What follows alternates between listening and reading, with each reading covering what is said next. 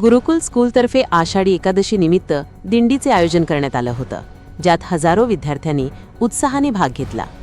सातारा जिल्हाधिकारी पाटील यांच्या हस्ते या दिंडीचा शुभारंभ करण्यात आला। रामकृष्ण हरी नामाच्या जयघोषात आणि पारंपरिक वेशभूषात सजलेले विद्यार्थी राजपथ रोडमार्गे गांधी मैदानावर पोहोचले। तिथे विद्यार्थ्यांनी वारकऱ्यांच्या पारंपरिक पद्धतीने रिंगण सुद्धा सादर केलं।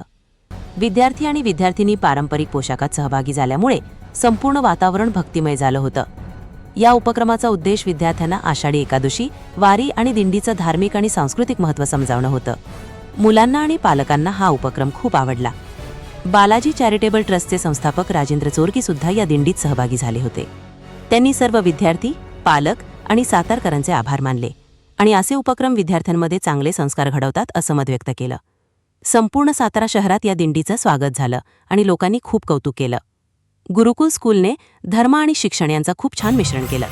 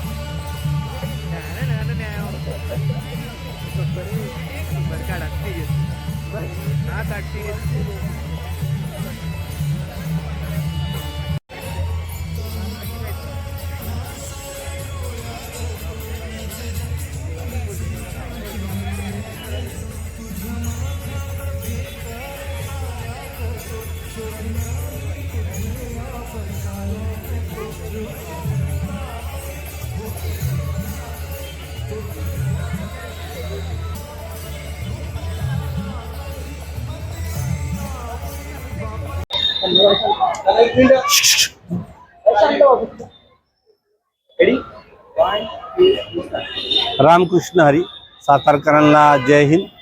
आज आषाढी एकादशीचा जो सप्ताह चालू आहे, या निमित्ताने गुरुकुल स्कूलच्या वतीने सातारा शहरामध्ये दिंडी काढली। दिंडी ही गांधी मैदानावरून राजपथावर दोन्ही रोडला काढलेली आहे।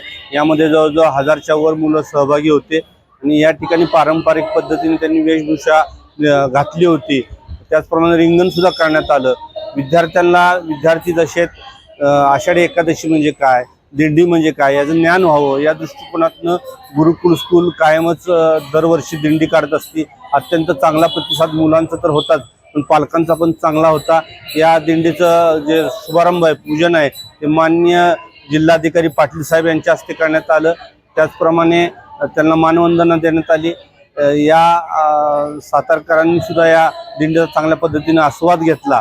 मला वाटतं की ही परंपरा पुढे जाण्यासाठी विद्यार्थी दशेतच ही परंपरा लोकांपर्यंत पोहोचावी हा दृष्टिकोन सगळ्या शाळांनी ठेवलेला आहे।